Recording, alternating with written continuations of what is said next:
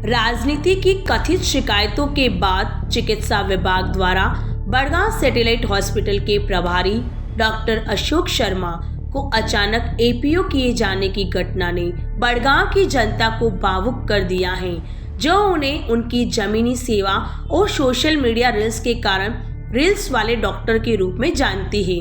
भाजपा नेताओं की शिकायत पर हुई इस कार्रवाई के कुछ दिन बाद आज डॉक्टर अशोक शर्मा अपने समर्थकों के साथ फिर से उसी अस्पताल पहुंचे, जहां उन्होंने निस्वार्थ सेवा की थी और अस्पताल के ठीक बाहर शांतिपूर्ण धरने पर बैठ गए। जनता का भारी समर्थन उनके साथ था और कई समर्थक उन्हें इस हाल में देखकर भावुक हो उठे, जबकि किसी भी अप्रिय स्थिति से निपटने के लिए हॉस्पिटल के बाहर पुलिस का कड़ा पहरा रहा। डॉक्टर शर्मा का यह शांतिपूर्ण धरना इस बात का मार्मिक प्रतीक है कि जन सेवा और एक डॉक्टर का अपनी कर्मभूमि से भावात्मक लगाव राजनीतिक उठापटक के सामने भी अटूट बना रहता है, जिसने सेवा से दूर किए गए डॉक्टर के प्रति स्थानीय लोगों के गहरे स्नेह को उजागर कर दिया है।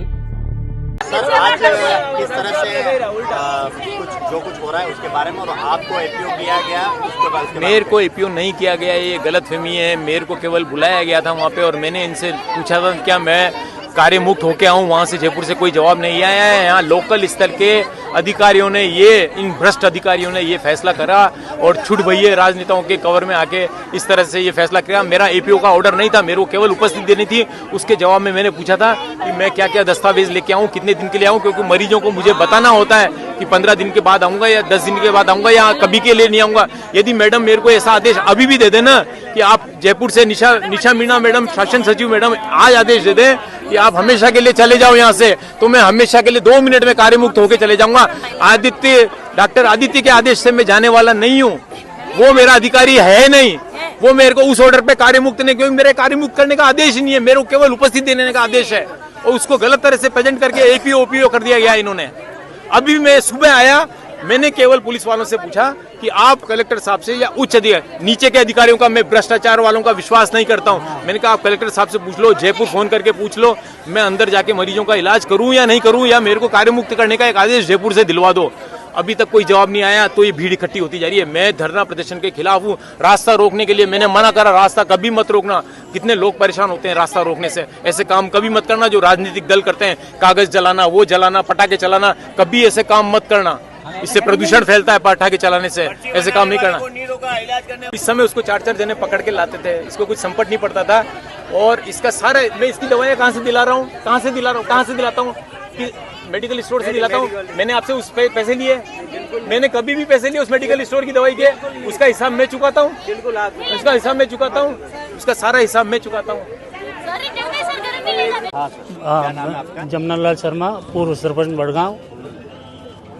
डॉक्टर अशोक जी के बारे में सभी बैठे हुए हैं और उनकी जो सेवा और उनका जो काम है, यहाँ से गोगुंदा, जाडोल, कुंभलगढ़, मावली, दूर दराज से लोग आते हैं और उनसे संतुष्ट होकर वापस जाते हैं।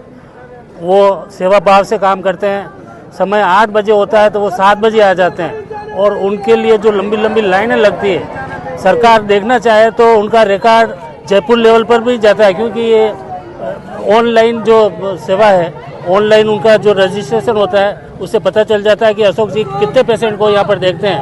और ये जो आज बैठे हैं, निस्वार्थ भाव से बैठे हैं, उनकी सेवा को देखते हुए बैठे हैं और वो चाहते हैं कि अशोक गहलोत, अपने अशोक जी शर्मा को यहाँ रखा जाए और उनके ऊपर जो दाग लगाए गए हैं, अशोक शर्मा जी की जो सेवा है उनको देखते हुए इनको यहाँ रखा जाए। गांव के संपूर्ण जनता की मांग है। ये आज जो बैठे हुए हैं, शनिवार को भी यहाँ पे काफ़ी लोग आए थे और उन सब की एक ही मांग है। जो इमोशनल हो रहे हैं जनता, महिलाएं हो रही हैं, पुरुष हो रहे हैं, जो जिनका उपचार किया है, दूर दराज से लोग आते हैं, उनको देखते हुए सरकार को चाहिए कि इनको यहीं रखा जाए और जो आरोप लगाए गए, जो निराधार है, उनको हटाया जाए।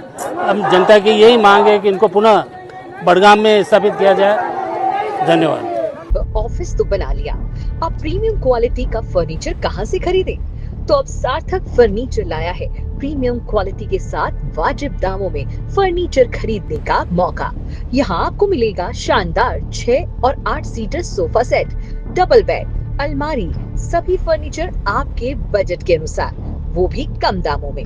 हमारे यहाँ फर्नीचर पर इजी EMI और बैंक लोन की सुविधा भी उपलब्ध है। इस दीपावली पर सार्थक फर्नीचर लाया है विशेष गिफ्ट और डिस्काउंट पाने का भी सुनहरा मौका।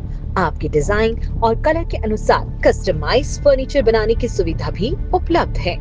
तो आज ही संपर्क करें सार्थक फर्नीचर, बैंक ऑफ बड़ौदा के सामने, subsidy centre, Udaipur. Mobile number 7297811766।